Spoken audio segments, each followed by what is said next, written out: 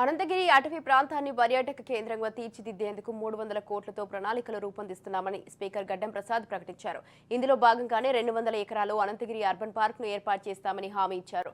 పర్యాటక ప్రాంతాన్ని ఏర్పాటు చేయడంతో నిరుద్యోగ యువతతో పాటు పరిసర ప్రాంతాల ప్రజలకు ఉపాధి అవకాశాలు కలుగుతాయన్నారు. పర్యాటక ప్రాంత అభివృద్ధితో పాటు వికారాబాద్ పరిసర ప్రాంతాలు ఎంతగానో అభివృద్ధి చెందుతాయన్నారు. మూసీ కాలుష్యానికి గురి కాకుండా ఇక్కడి నుండి తగిన చర్యలు తీసుకుంటామన్నారు.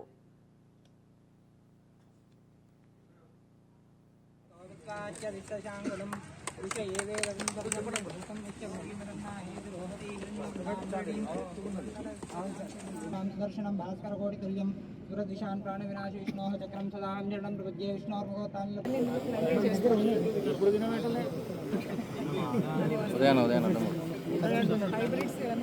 ఉన్నాయి సార్ ఈ మూడు ప్రధాన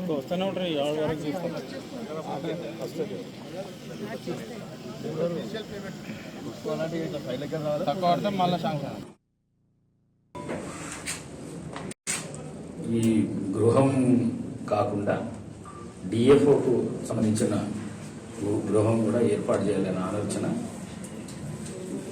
ఇప్పటిదాకానే అనుకున్నాము. అది కూడా తప్పకుండా, ఎందుకంటే డిఎఫ్ఓలు ఫారెస్ట్కు దగ్గర ఉంటే, వాళ్ళ నివాస స్థలం దగ్గర ఉంటే అన్ని కార్యక్రమాలకు ప్రజలకు అందుబాటులో ఉండే విధంగా మన ఫారెస్ట్ను కూడా అన్ని విధాల కాపాడికంగా ఉంటారని చెప్పేసి అదొకటి ఆలోచన చేసినాం.